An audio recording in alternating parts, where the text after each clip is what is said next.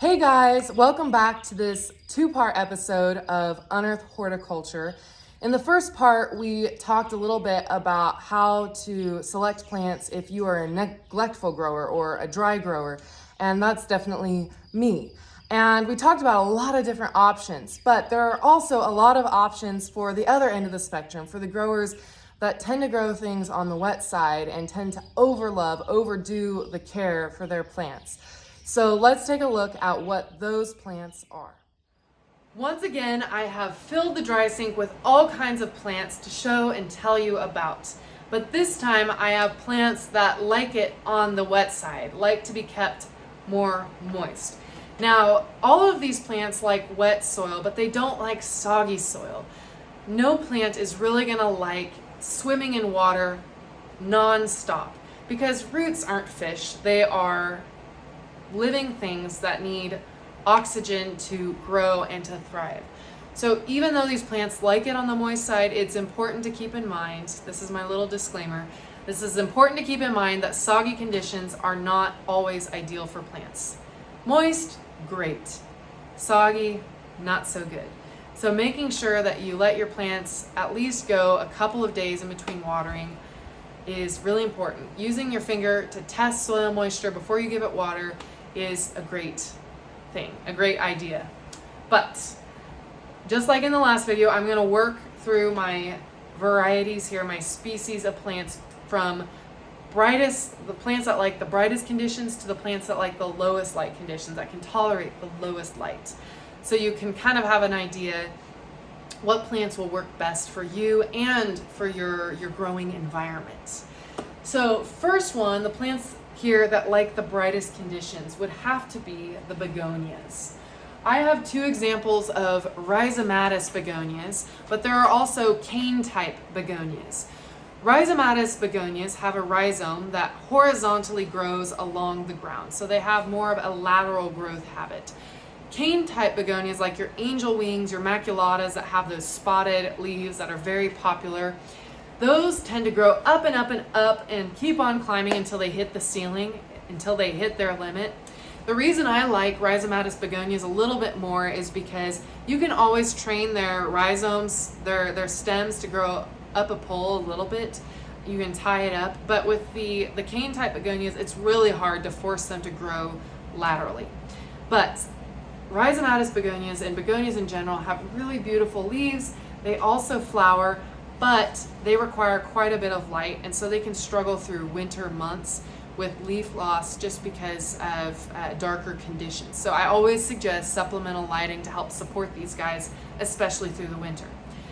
They are water drinkers. They love moist soil conditions. So make sure that you're keeping these on the moist side and not letting them dry out as fully you would other plants. Begonias.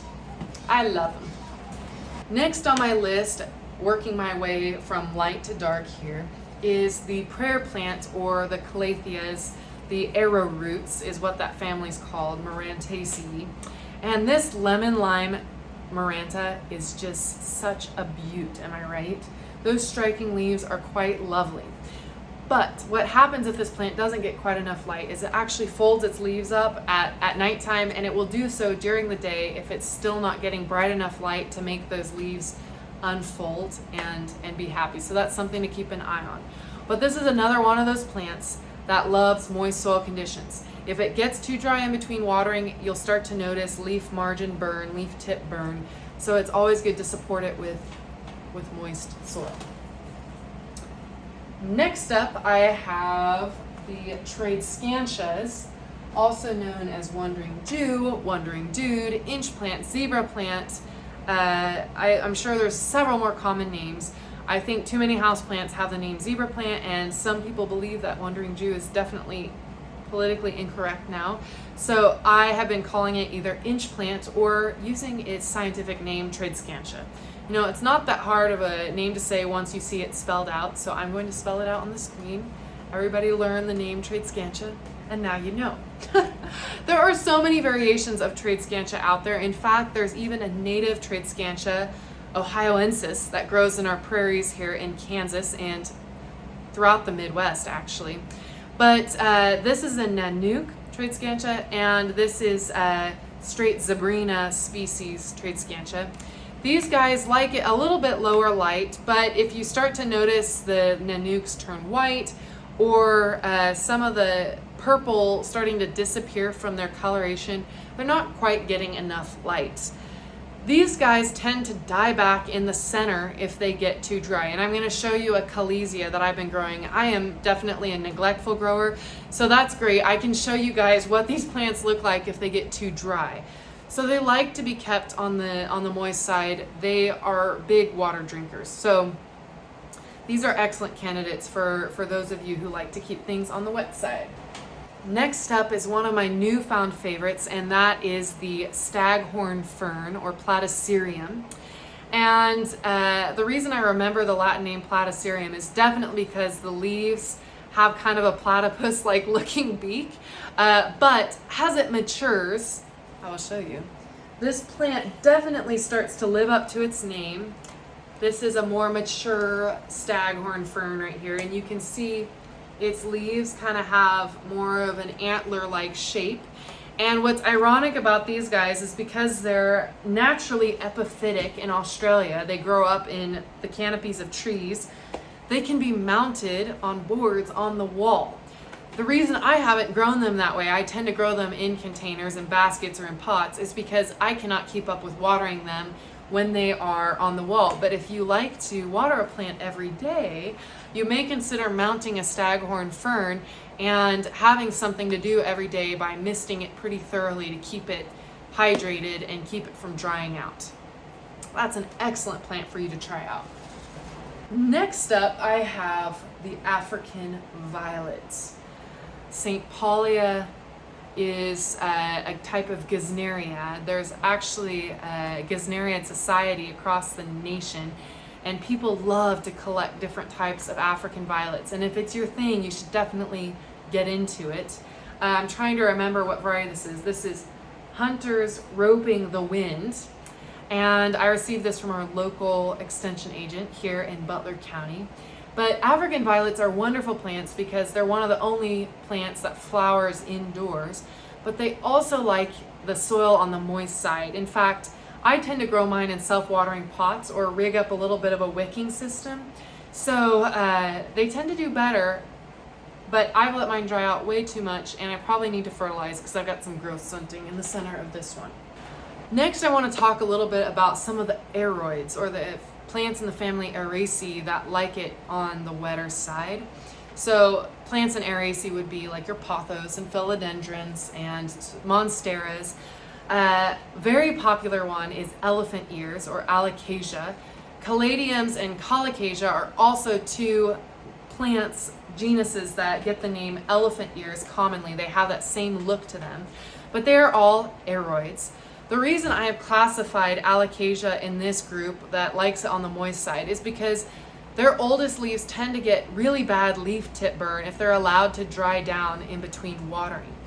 They do not like soggy soil. They're a little bit more finicky. They like consistent moisture without sogginess. So if you want a plant that you can check maybe every day to 2 days to 3 days by feel, this is the plant for you. If you notice any leaf tip burn, it's getting a little bit too dry. But if you notice wilting but the soil's still wet, that is the oh so common symptom of root decay and root rot. So keep an eye on that. Next up, I want to talk about Rapidophora decursiva. Rapidophoras are an excellent plant for overwaterers, or people that tend to overwater plants, because they're such vigorous growers that they tend to use all the water that you give it. It's really difficult to overwater this plant because it's such a vigorous grower. It's going to soak up any water you give it. In fact, I'm going to show you my plant that I've had for 2 years, and I've kept it on the dry side, so it's even been limited with water, yet it's still grown this big. So that's another thing to keep in mind. If you purchase plants that are vigorous growers, oftentimes they're not going to struggle as much with root decay from overwatering, just because they're putting on so much new growth, they're using all the water you're giving it. So this is an excellent plant just for that fact. Last but certainly not least is the staple plant, the oh so classic Pothos. I've got a couple white variegated varieties here. This is Pearls and Jade, and this one is Marble Queen. I love Pothos because they are so rewarding. They grow very fast. They grow in most light levels. They love low light, but they can also tolerate a wide range of watering. So while I could have included these in the video for neglectful growers, they also work well for people who overwater plants, simply because their roots can thrive in many conditions. In fact, if you end up even causing root decay on Pothos, their vines tend to form aerial roots. So you can either snip those off and start a new propagation and you've got a second chance at this plant, or it can even thrive for a while with decayed roots in the pot, as long as it's got these aerial roots to take in some air moisture here. So Pothos grow very fast. In fact, I've seen people grow them aquatically in fish tanks or hanging out of fish tanks. So they can thrive under those anaerobic conditions for their roots. And I just had to show off one of my Marble Queen baskets here. They grow so big and so fast. They kind of are along those lines of the Rapidophora, where they use up that water really quickly. They're very vigorous, aggressive growers. So there's not as much to worry about on that front. So there you have it. These are my plants that enjoy things on the wet and wild side. And if you have any questions about any of these plants or about plants that you have, make sure you drop them in the comments below. Check out part 1 if you haven't watched it yet, and if you tend to be on the more neglectful side. But until next time, you've been watching Unearthed Horticulture.